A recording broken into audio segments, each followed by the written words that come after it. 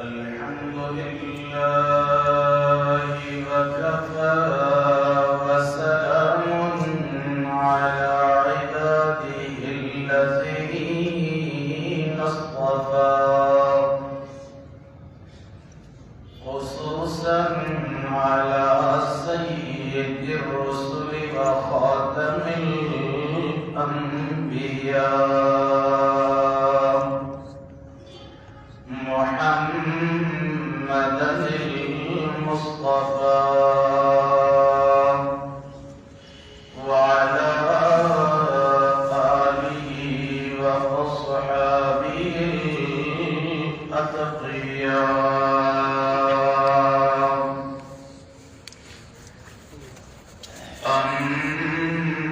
أما بعد فأعوذ بالله من الشيطان الرجيم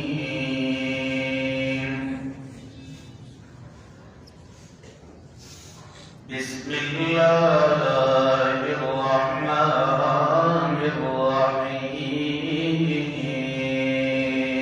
الرحيم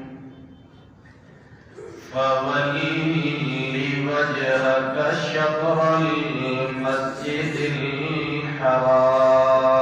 الحرام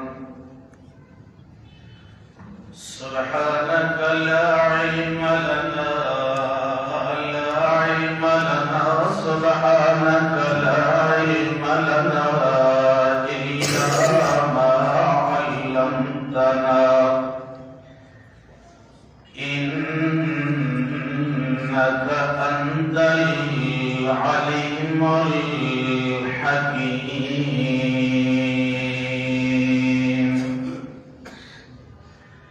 ایک عرب نے آدمی کا بول بالا کر دیا خاک کے ذروں کو ہمدوش سریا کر دیا خود نہ تھے جو راہ پر اوروں کے عادی بن گئے کیا نظر تھی جس نے مردوں کو مسیحا کر دیا تمام احباب محبت کے ساتھ عبادت سمجھتے ہوئے بآواز بلند نماز والا درود پاک پڑھیں اللہم صلی علی محمد وعلی آل محمد کما صلیت علی ابراہیم وعلی آل ابراہیم انک حمید مجید اللهم بارك على محمد وعلى آل محمد كما باركت على إبراهيم وعلى آل إبراهيم إنك حميد مجيد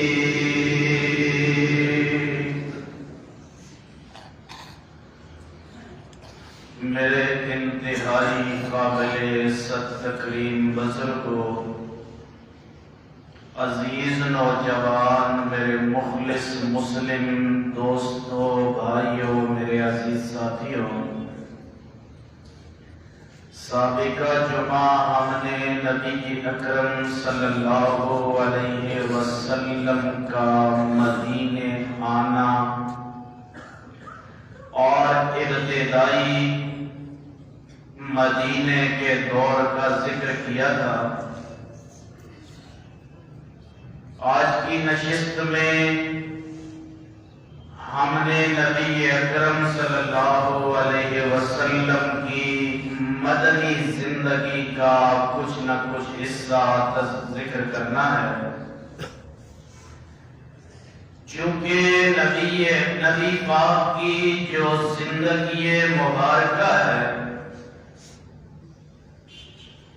اسے اللہ نے اہل ایمان کے لیے نمونہ بنایا ہے، اور سورۃ الاحزاب میں اللہ نے واضح طور پہ فرمایا لقد کان لکم فی رسول اللہ اسوۃ حسنہ،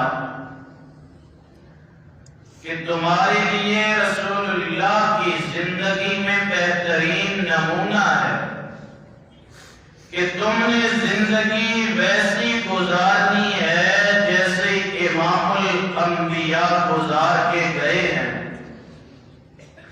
تمہارے لیے مشعل راہ کسی کافر کی زندگی نہیں، تمہارے لیے مشعل راہ محمد رسول اللہ کی زندگی ہے۔ اور آقا کی زندگی کا جب تذکرہ کیا جاتا ہے تو معلوم یہ پڑتا ہے کہ نبی پاک کی حیات طیبہ کا احاطہ کرنا یہ کسی انسان کے بس کی بات نہیں ہے،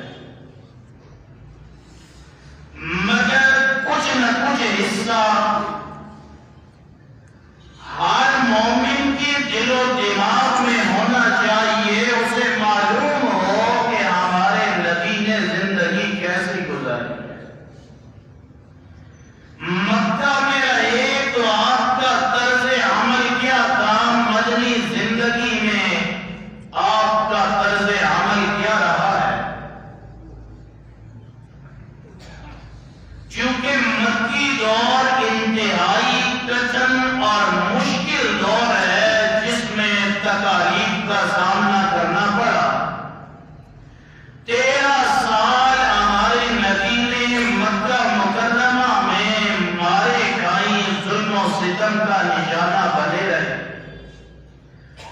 10 سالہ زندگی ہے جو مدنی زندگی کہلاتی ہے، اور 10 سالہ زندگی مدنی زندگی میں بھی نبی پاک کو مختلف مواقع پر کفار کے ساتھ مختلف میدانوں میں جنگیں لڑنی پڑی،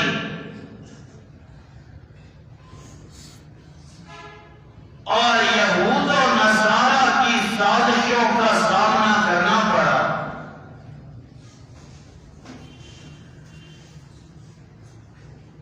لیکن چونکہ مدنی زندگی میں حالات بدل چکے تھے، اس لیے اللہ نے احکامات نازل فرمائے تو وہ مدنی زندگی میں زیادہ احکامات ذکر فرمائے۔ اسلام کی پہلی مسجد مدینہ طیبہ میں قبا کے مقام پہ تعمیر ہوئی مسجد قبا۔ پہلا جمعہ محلہ بنی سالم میں ادا ہوا، اور پھر اس کے بعد مسجد نبوی کی تعمیر ہوئی۔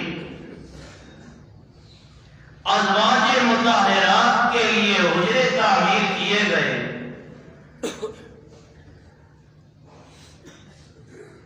اور نمازوں کے لیے بلانے کے لیے اللہ کی طرف سے آذان کے کلمات سکھائے گئے۔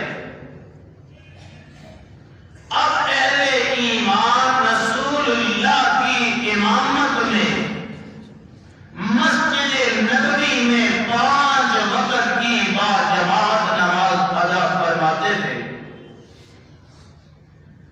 اور اس کا بھی قرآن نے ذکر کیا تراہم رکعا سجدا، کہ نبی کے صحابہ اگر دیکھو گے انہیں کبھی رکوع میں پاؤ گے، کبھی سجدے کر رہے ہوں گے،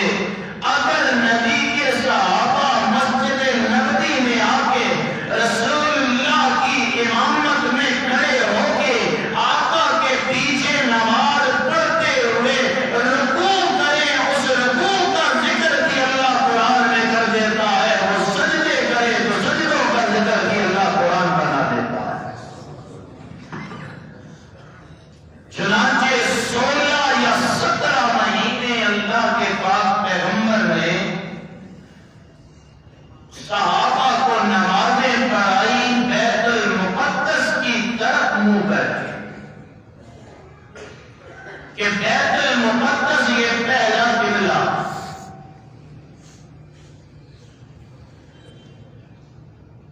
اور یہودیوں کا قبلہ بھی بیت المقدس، عیسائیوں کا قبلہ بھی بیت المقدس۔ یہ الگ بات ہے کہ یہودی بیت المقدس کی مشرقی جانب صحرا نامی چٹان کی طرف رخ کرتے تھے، اور عیسائی بیت المقدس کی مغربی جانب کی طرف رخ کرتے تھے۔ رسول اللہ کے دل میں یہ خواہش تھی کہ ہم ملت ابراہیم پر ہے، اور اللہ ہمارا قبلہ اس گھر کو بنا دے جسے خلیل اللہ نے اپنے ہاتھوں سے تعمیر کیا، اور جس کا ذکر اللہ نے خود اپنے قرآن میں فرما دیا۔ یہ خواہش نبی پاک کے دل میں تھی۔ جبرائیل امین آئے، اللہ کے پاک پیغمبر نے اپنی خواہش ان کے سامنے رکھی، جبرائیل میری یہ خواہش ہے۔ فرمایا آقا میں بھی اللہ کا بندہ ہوں، اور آپ کا مقام مجھ سے زیادہ ہے، آپ اپنی خواہش میرے سامنے پیش نہ کیجیے، خواہشیں پوری کرنے والے کے سامنے اپنی خواہش کا اظہار فرما دیجیے۔ اللہ کے پاک پیغمبر نے دعا فرمائی کہ اللہ میرا قبلہ بیت اللہ کو بنا دے، اور دعا کی قبولیت کا نبی پاک انتظار فرما رہے تھے۔ اللہ نے قرآن میں ذکر کیا، سورت کا نام سورت البقرہ ہے، دوسرا پارہ ہے، اور آیت نمبر 144 میرے سامنے ہے۔ فرمایا قد نرى تقلب وجهك في السماء، اللہ کے پاک پیغمبر دعا کی قبولیت کی انتظار میں بار بار اپنا چہرہ آسمان کی طرف اٹھاتے تھے کہ کب اللہ کی طرف سے وحی آ جائے، ہمارا قبلہ تبدیل کر دیا جائے۔ اللہ فرماتے ہیں ہم نے آپ کے چہرے کا بار بار آسمان کی طرف اٹھنا بھی دیکھ لیا۔ فَلَنُوَلِّيَنَّكَ قِبْلَةً تَرْضَاهَا، ہم نے آپ کا رخ اس قبلے کی طرف پھیر دیا جس قبلے کی طرف پھرنا آپ کی خواہش تھی۔ ہم نے اللہ کا حکم یہ ہے فَوَلِّ وَجْهَكَ شَطْرَ الْمَسْجِدِ الْحَرَامِ، اپنا رخ مسجد حرام کی طرف پھیریے، صرف ایک دو وقت کے لیے نہیں، صرف مدینے کے لیے نہیں۔ وَحَيْثُ مَا كُنتُمْ فَوَلُّوا وُجُوهَكُمْ شَطْرَهُ، جہاں بھی آپ ہوں گے عبادت میں رخ مسجد حرام کی طرف کرنا ہے۔ محلہ بنی سلمہ ہے، آقا نماز پڑھ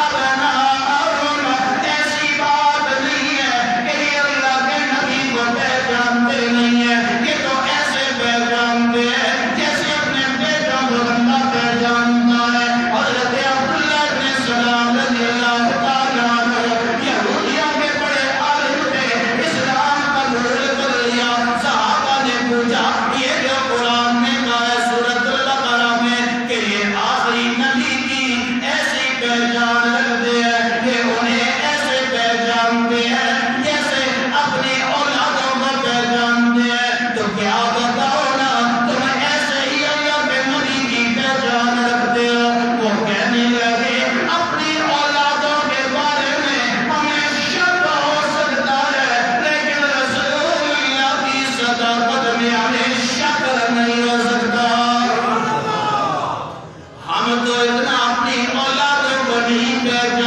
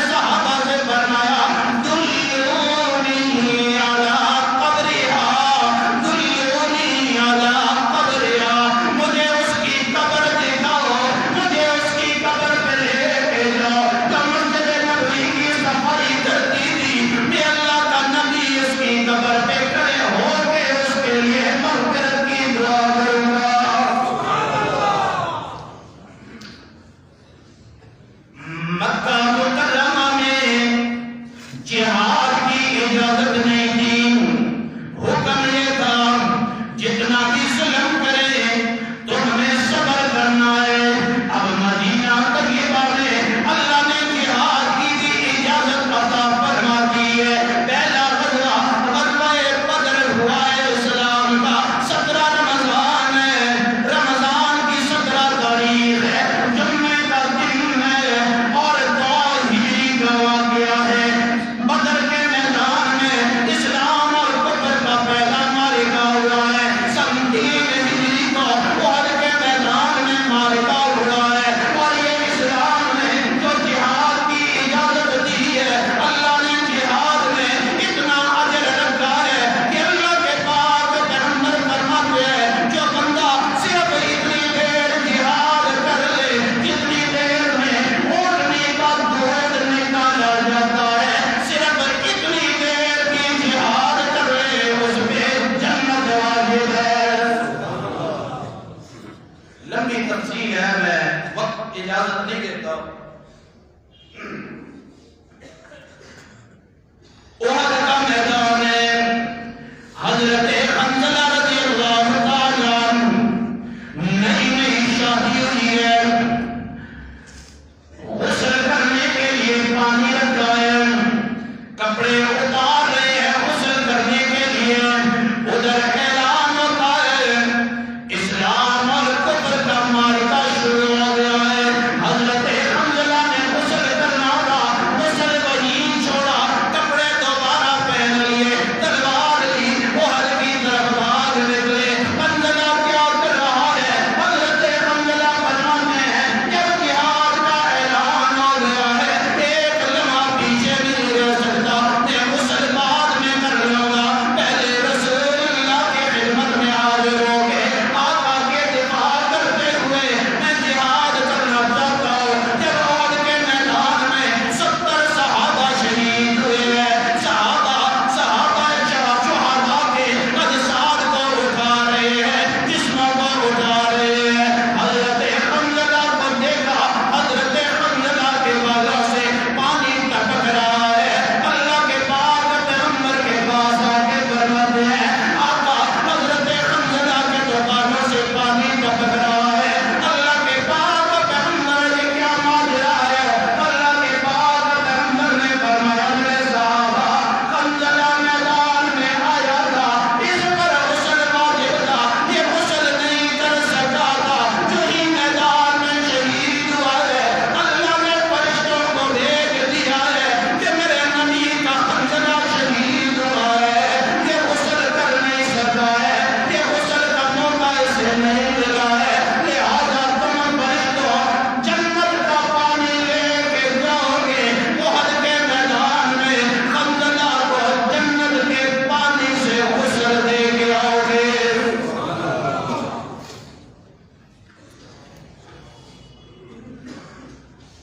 یوں اللہ کے پاک پیغمبر مدینہ طیبہ میں 10 سال رہے اور کفار سے جنگیں لڑتے لڑتے میرے آقا نے یہ 10 سال گزارے ہیں۔ پھر قربان جاؤں حجۃ الوداع کے موقع پہ میرے آقا نے فرمایا لوگوں، حالانکہ سب کے سامنے ہے کہ 40 سال کی عمر میں نبوت ملی ہے، 13 سال مکے میں معرکہ آئی ہے، 10 سال مدینہ میں رہے ہیں، جنگیں لڑتے لڑتے گزار دی، 27 غزوات میں میرے آقا خود شہید ہوئے ہیں، 10 سالوں میں جنگیں لڑتے لڑتے گزاری ہیں۔ میرے آقا فرماتے ہیں میرے صحابہ، اللہ نے مجھے جس کام کے لیے بھیجا تھا وہ کام میں نے مکمل کر دیا ہے۔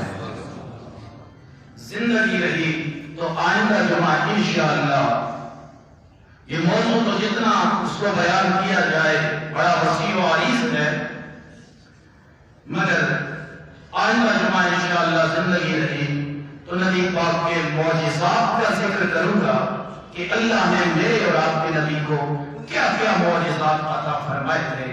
زندگی رہی تو آئندہ جمعہ انشاءاللہ کروں گا۔